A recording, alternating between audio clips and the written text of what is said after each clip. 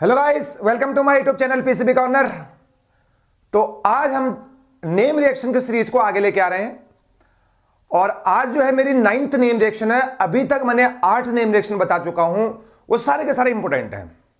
मैं आपका एक हिसाब से देखूं, क्योंकि नेम रिएक्शन से ही आपके कन्वर्जन बनते हैं और नेम रिएक्शन ही आपके पेपर में आते हैं, चाहे बोर्ड एग्जाम हो, चाहे नीट का एग्जाम हो, चाहे जे एग्जाम हो।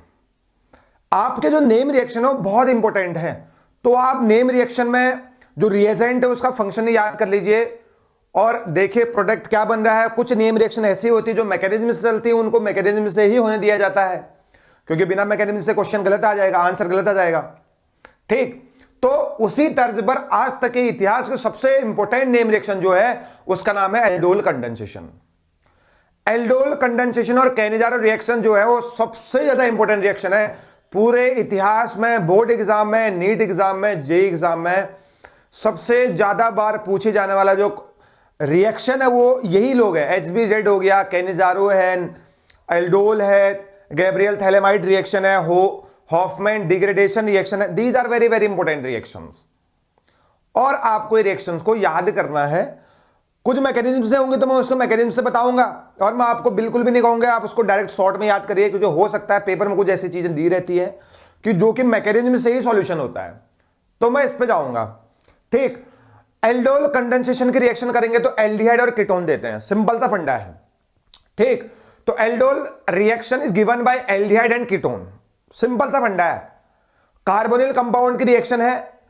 एल्डोल और क्रॉस एल्डोल दो टाइप के होते हैं। एल्डोल का मतलब है सेम एल्डिहाइड या सेम कीटोन लेंगे, सेल्फ एल्डोल।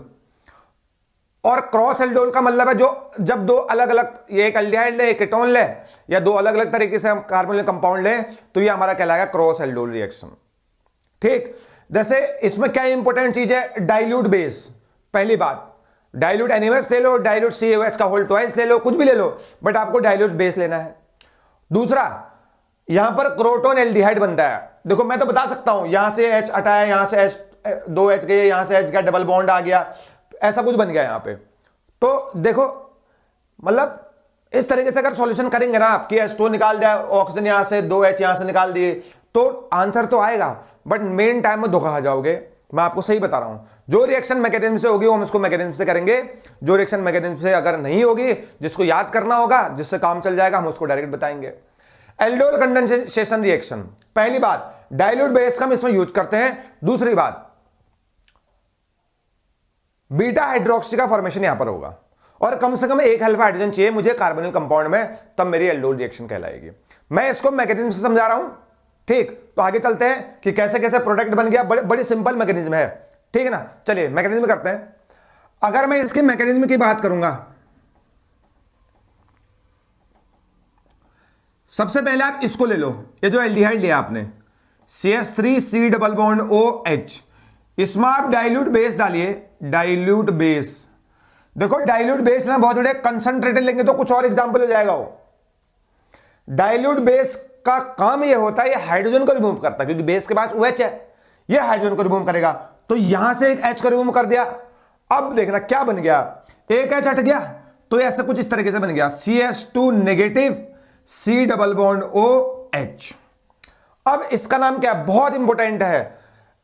ऐसा कौन सा कंपाउंड है या आयन है जो एल्डोल कंडेंसेशन में जो है ना एज ए न्यूक्लियोफाइल काम करता है, वो ये है, इसका नाम है इनोलेट आयन। बहुत बार पूछा जा चुका है एग्जाम में, इसका नाम है इनोलेट आयन। इनोलेट आयन, हर एल्डोल को मैकेनिज्म से करेंगे तो कभी गलत क्वेश्चन कभी गलत नहीं हो।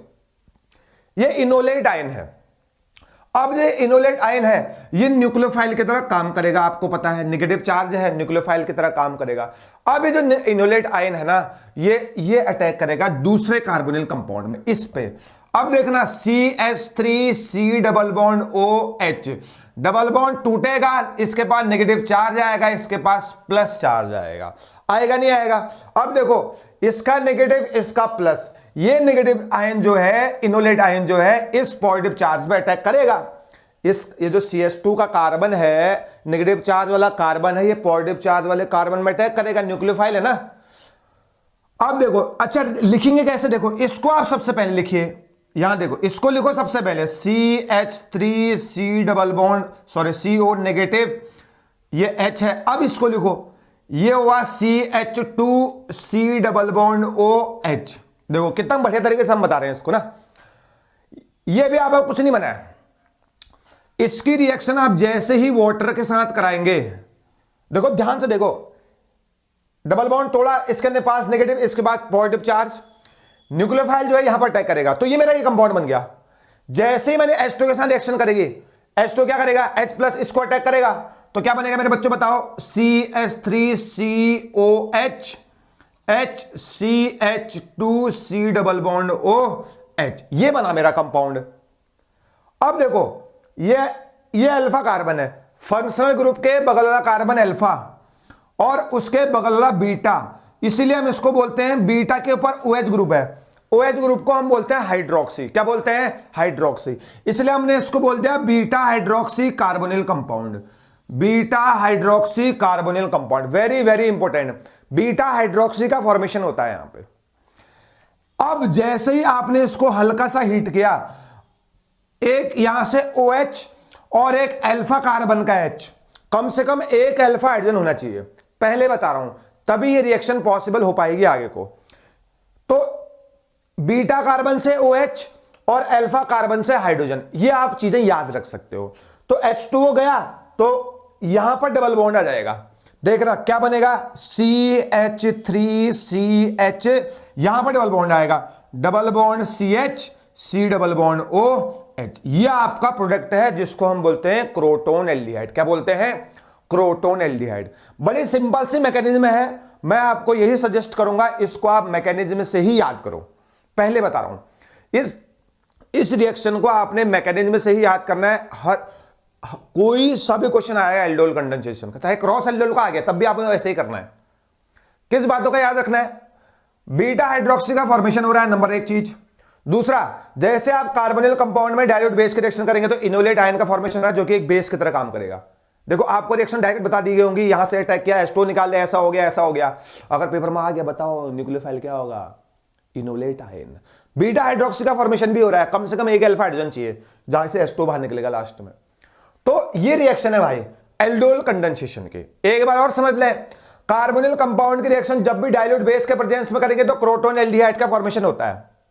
एल्डोल कंडेंसेशन रिएक्शन में क्या क्या रिक्वायरमेंट है, डाइल्यूट बेस, बेस कुछ भी हो सकता है, NaOH हो या CaOH का होल ट्वाइस हो, चाहे कोई सा भी बेस हो, और बनेगा क्या क्या, इनोलेट आयन का फॉर्मेशन होता है। नंबर एक चीज, इनोलेट आयन बेस की तरह काम करेगा, सॉरी न्यूक्लियोफाइल की तरह काम करेगा, और बीटा हाइड्रोक्सी का फॉर्मेशन हो रहा है, और कम से कम एक अल्फा हाइड्रोजन यहां पर पक्का चाहिए।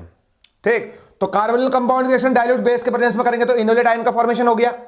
इनोलेट आयन फिर न्यूक्लियोफाइल की तरह काम करेगा, ये कार्बोनिल कंपाउंड में अटैक करेगा। जैसे ही कार्बोनिल कंपाउंड में अटैक किया और वाटर के रिएक्शन करेंगे इसके साथ, तो बीटा हाइड्रोक्सी कार्बोनिल कंपाउंड बनेगा। बीटा हाइड्रोक्सी बन गया, हल्का फुल्का हीट कर दो तो H2 बाहर निकल जाएगा। OH कहां से निकलेगा, बीटा कार्बन से OH निकलेगा, और अल्फा कार्बन से क्या निकलेगा, हाइड्रोजन। इंपॉर्टेंट चीज, बीटा कार्बन से OH और अल्फा कार्बन से हाइड्रोजन, H2 बाहर निकालो, डबल बॉन्ड लगा दो, ये बन गया क्रोटोन एल्डिहाइड। सारे एग्जांपल ऐसे होंगे, दुनिया का कोई सा भी एग्जांपल आ गया। यहां पर दो अलग अलग लेंगे कार्बोनिल कंपाउंड तो क्रॉस एल्डोल है, दो सेम लेंगे तो सेल्फ एल्डोल है। यही रिएक्शन खत्म है यहीं पे, ठीक है ना। Hope you have enjoyed it, like share and subscribe करिए, पूरी दुनिया में फैला दो भैया, बता रहे हैं हम। और इन्हें केमिस्ट्री बिल्कुल टिप्स में कर देंगे हम, बता रहे हैं आपको, ठीक है ना।